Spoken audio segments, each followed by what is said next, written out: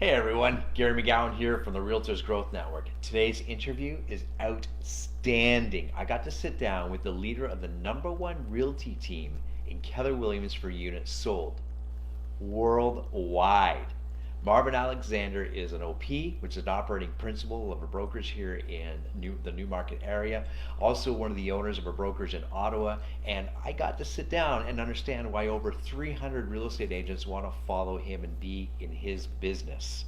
This is a man I want to learn from, I want to follow, and I definitely took lots of notes, as should you. So sit back, enjoy, and understand what makes a great leader with Marvin Alexander. Bye for now. Okay, I'm sitting here with Marvin Alexander, OP, which is the operating principal of Keller Williams Realty Centers.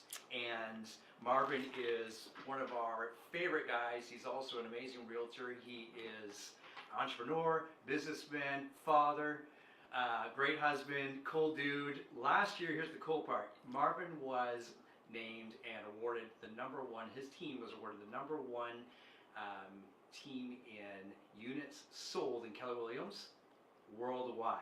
So how cool is that, Marvin? That's got to be an amazing feat. You make me sound so tall. I am just glad I'm sitting down right now so that the people out there have no idea about my vertical challenge. So there you go. Thank you, Gary. It's very nice of you. Beautiful. So here, Marvin, we're going to ask you not specifically real estate related questions, but this is more of leadership questions. And we've been asking many different leaders these questions, and it's really cool to go through these and see how your questions line up with others. Okay. And I'll tell you, in my experience, these questions often provide the same type of answers. So which is key for us as what success leaves clues, right? Right, sure. So let's dive right into this. Okay. So Marvin, tell us a little bit about your story. How did you get started? Wow. Well, you know what? It's interesting, Gary. I guess I have a couple of ways to go about that story, and I'll do my best to condense the story for you. Very interesting. So I used to live in Toronto, around Pharmacy in Eglinton, and my wife at the time was pregnant with our second child, and I was in a very small home, and I needed to move to something bigger, and I couldn't afford it in Toronto. So I decided I was going to try to sell my house, but I didn't have a lot of money, so I tried to sell my house by myself. So back then there was a private company, and they would provide you with a sign and open house signs, and back then feature sheets were take a picture and then develop them and glue them on with a glue stick onto the sheet of paper, and have your open house with these feature sheets. So anyway, the house I had was 2 houses in from the major street, right from Pharmacy. So I thought, this is great. I did open houses every weekend for like months on end, nothing. So then this agent listed a house down the street and around the corner from me. And I thought, perfect. Unless they drive around the block, they're going to have to come by my house and see it. Well, oddly enough, nobody did. And about a week later, that house sold and nobody came to see mine. So I was distraught, but stuck with it. And then the same guy listed the house directly across the street from me. I thought, look, for sure, Gary, they're going to go across the street. They got to come and see my house, right? Well, that did not happen. They sold that house in one day, and my house did not sell. And then lastly, he listed the house right next door to me days later, sold it in a day, and that's when I tapped out. I listed with him. He actually sold my house for more money than I was asking. Referred me to an agent up in Newmarket to look around, and I bought a house from her. So here's the interesting part of the story. Answers your question. So what happened was, about 6 months later, I was outside and I was looking up at the stars trying to figure out, like, what am I going to do? What am I going to do? I need to make more money. I need better opportunity for my family. And down the road comes this lady. Her name was Linda Mayer. And I had no shirt on. I had better abs back then, Gary. So I had no shirt on. I was looking up at the stars thinking, what am I going to do?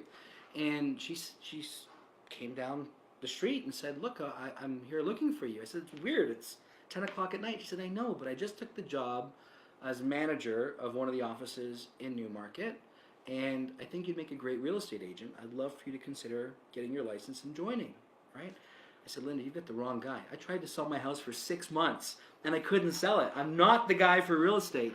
Anyhow, I took my courses. She convinced me to do that. I went in to see her the day that I got my license, and unfortunately that day she'd been fired. So now I was at a company. My only mentor, the only person I knew in Newmarket, had just been fired. I was salesperson of the month my first 2 months there. And then I followed her back to where I started my career essentially, which was at Remax. I was there for 5 years, and then after that, Royal LePage for 12, and Keller Williams now for 10. So that's it. 10 years. Right. At Keller Williams. And not only are you the operating principal here at Keller Williams Realty Centers, Right. there's other brokerages. Yeah, so the way that, first of all, when I built the company, it was always plural. It was always Keller Williams Realty Centers. Because I always knew that the intent was to have multiple locations to service all of the Northern York region that are interconnected. So the way our offices are set up, whether you're trading, in Aurora or Newmarket or Georgina or any of the peripheral areas, you can use any of the offices through an entry system and security system that allows you to do that. So that was the first sort of vision. And then recently, about a year ago, I expanded to own the office out in Ottawa as well. So I own that one too. So out of the number of brokerages you're involved with, Yes. how many people would you say you're leading at the moment? How many agents? Okay, so our team, right, we have about 220 agents here in the York region area and about 150 in Ottawa. Wow. Yeah, so it's that's pretty amazing. cool. Yeah. That's amazing. So in running a large business like that with lots of personnel and lots of people that are looking to you for guidance, what would you say is your secret sauce? Meaning this, Marvin. Maybe a couple of different leadership principles that you've discovered and executed that have contributed to your success. Well, leadership's a pretty complicated thing, and I think it really boils down to this. Really, it's about the leader taking a little bit less credit for the accolades of the company and putting that on the people around them. And I truly believe that we succeed as a team. So for me, the number one thing that I've always done, and for me it's quite natural, is to put all of our people first. So that's everybody, our staff, our leaders, and of course our realtors, their families, and their clients. So it's really come from a place of contribution right from the beginning. I built the company with the intent to do a couple of things. Number one, create an unparalleled workspace where people love to come to work every day. And I know it sounds a little hokey, but I think you can attest to the fact it's like that. And number two, to create millionaires around me. That's it. Amazing. Thank you. Okay, so here's a short question, but perhaps it's a longer I'll do my best not to give you the long answer I gave you for the first question. No, that's all good. And really what we want to look at is your success. What would you say, what would Marvin say has been his greatest accomplishment? In business? In business. Okay. I think that would be, quite frankly, the launching of this company. And the reason I would give that answer is because in all of the things that I have done leading up to this, they've really allowed me to help the people that I could personally touch. But with our company, what it allows me to do is have a much broader spectrum of people whose lives we're able to have a positive impact on. So, it's kind of like the pebble in the water, right? So I'm not just the pebble anymore. I'm partially responsible for and collectively working with the team that are all the ripples in the water. So we get to actually impact a lot more lives as a result of the company. So I think it's the single biggest accolade that I could say. And I've been, as you know, the Canadian director running Keller Williams for all of Canada. And again, that was a wonderful opportunity. But this is the single biggest, I think, the single biggest success in my career so far. No, that's amazing, because here's what I like about that answer. Okay. Is it automatically went to others, which is what you previously said. Building a contribution and adding into other people's lives and things like that. And people could have easily looked, and in the video they'll see your awards around your office. Okay. And number one here, number one there. Right. But you went to a piece in your life that you built that is affecting not just yourself, affecting many, many others. So I think that's a really great accomplishment. Well, thank you. And those things are wonderful. And sure, there was hard work associated with those accolades, but really what they were for me was just a platform to give increased credibility to what we're doing now. So as wonderful as those things are, they're not of paramount importance to me. Right. The most important thing to me is the people around us. That's what matters the most. Which leads us to the next question. Awesome. Let's do it. So the people around you, the people that you lead, Yes. what are your favorite questions to ask those people? The number one question I ask every single one of them is what's your big why? What's your dream? Where are you now and where do you want to go? Because a true leader helps bring out the best in everybody around them and really understands, what motivates them, what they're looking to achieve. And quite frankly, the lid of every organization is the leader. So you have to be able to raise the lid and help people achieve what they're looking to achieve. So look, does everybody achieve their goal? I don't know, maybe not. But anything I can do to help, I'm going to do. And the only way I can do that is if I know what their goals are. So everybody that works with me, I know exactly where they are and where they want to go. And then I do my best to help them achieve that. Amazing. Thank you. Amazing. Next question. Sure. And this is a simple question. Okay. I don't know if it's the correct simple answer though. Okay, let's try it. We'll Okay. see. Is who opens doors for you? In the literal sense, in terms of the real estate Literally, practice. so who provides opportunities for Oh, from an opportunity perspective. Okay. I was asking that question because that's a term used in certain parts of Ontario for like showing agents, right? Mm-hmm. Opening doors. Yeah. So I grew up in a pretty tough environment in Toronto. It was very tough, very humble beginnings for sure. And I'd have to tell you, I was raising my kids on my own for a long time, married to a beautiful woman now, Rhonda, lovely. And I have to say that along the way, quite frankly, I've created my own opportunities. And I wish I could say I had the assistance of this person or that person or so on. It just wasn't my path. So I have learned from that though. And what I like to do is try to open doors for other people and show them different things like wealth building techniques or techniques around building their business or whatever I can help with. Not that I have every answer, but I'm happy to share what's worked well for me, right? So I'll tell you that when we started this video, many questions provide the same answers. That's the number one answer for that question. Really? I open my own doors. I've created my own success, or I've been the one to enable my success. Wow.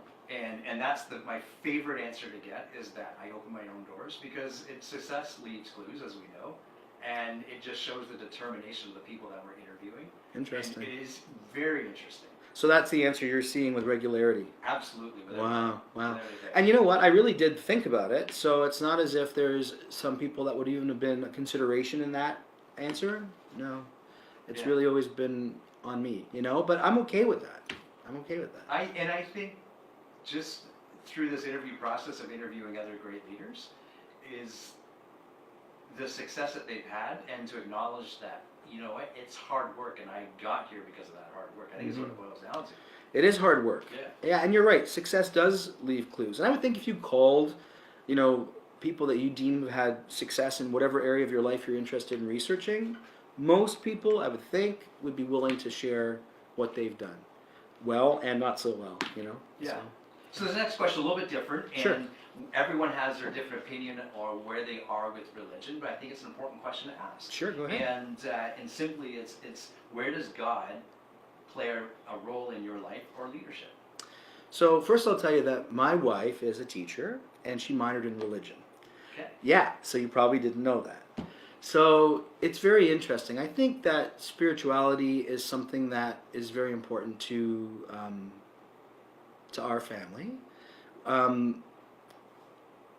It's very interesting because I like to travel. And one of the things that we like to do when we travel is we like to visit churches all around the world. It's a huge thing for us. And my wife's also very good with history. So in fact, I was asking her just the other day what the meaning, how Passover and how, the Last Supper and where it all came from. So actually, I get a lot of inspiration from her when it comes to discussions around religion and God and all these things. It's been very wonderful because she gives me some very clear insights. And she explains everything from a very, I'm going to say, neutral perspective. Right? Just a very factual perspective. And what I have learned a lot is that, it's quite incredible. Most religions overlap a lot more than you think. And really, everyone's God's child, right? So, yeah. So anyway, Very good. I don't know if that's the answer you're looking for, but Everyone has their own answer. I just think it's an important one to ask because everyone has a different stance or belief system. right. But if we don't share those in a very, easygoing way, I'll use, is we never get to learn from each other. Yeah, I think the main thing as a human race is concerned is we're all human, Yeah. right? So we have to learn to respect everybody for their beliefs. Certainly, we're not always going to agree, but we have to be respectful of everybody on the planet. It's our planet, right? So, yeah. Absolutely. Okay. What has been your greatest failure, and what did you learn from it? In business, I think we're talking about, right? We'll go with that. Okay, because I've had many.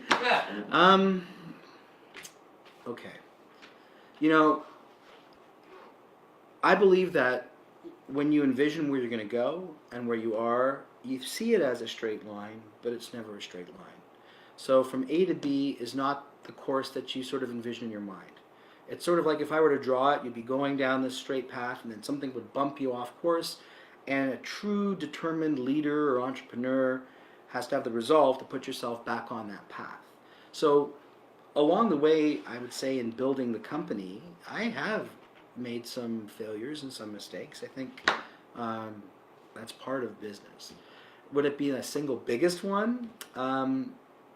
Probably not, but I've had many of them along the way. I think the single biggest mistake I made, not necessarily failure, was waiting too long to hire an assistant.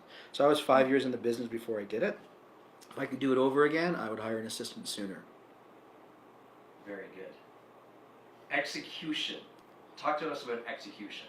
From you have a business vision or a vision for the company. Right. How does that get executed into, how do you enable the others around you to execute that? Right, so it's interesting. So I'm writing a course right now, I'm almost finished. And the course is entitled How to Be a Great Leader and How to Build a Great Team. And this is one of the things that I'm actually talking about. So, people often go out and they build a team, they get all these individuals, and then they start adding the other components. But believe it or not, adding the team is one of the last steps. So the first thing is a vision. So the leader of a team has to come up with a vision, or a leader of a company has to come up with a vision. Where are we and where are we going? The second thing is you have to be able to articulate the vision with regularity. So at the beginning of all of our team meetings, you'll notice that we always have our vision up there. A vision also has a mission statement. So the mission statement speaks to what are our standards along the way to achieve the vision. So they're different, right? Vision is where we are, where we're going. The mission statement is, and how we're going to get there. What are our standards in getting there? So vision statement, mission statement, all articulated at the same time. Because when you have a team, and by the way, that's the only way. It's the only way to achieve greatness, right? One person on their own, you can't. It's impossible. It's a team effort. So for me, by the way, I always refer to everybody, it's our team, right? As you've heard me say over and over again. So a team can't function at the highest level unless everyone knows where they are, where they're going, and how they're going to get there. So that's what that's all about.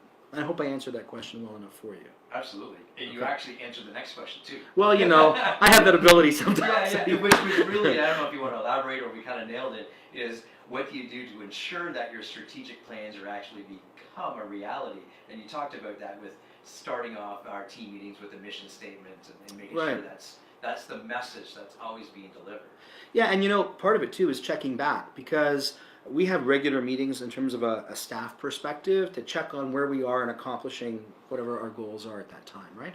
So yeah, it's really about sharing the vision, reinforcing the vision, and it's not just saying it once and letting it go. You have to really be very clear about where you are, where you're going, and how we're going to get there. So every meeting we have as a team at large, you see it every month. The mission statement's up there. We always talk about where we are, where we're going, tell people the vision. By the end of the year, this is where we're going to end, and this is how we're going to do it. And we execute. So the thing is, if you don't have execution, you have a dream. So a vision, a plan, a business plan, whatever it is just a dream without execution. So you have to execute. And people judge you, by the way, on the execution of that, on the delivery of that. That's important. So they'll applaud your vision, they'll applaud your dreams, they'll applaud all those things, but they'll really take notice of your execution of the plan. Yeah. So you have to. No, it's true. I had the privilege of sharing my 10-year plan with a couple of agents not too long ago who transferred from a big team, and their first remark was, wow, this didn't exist in that other team.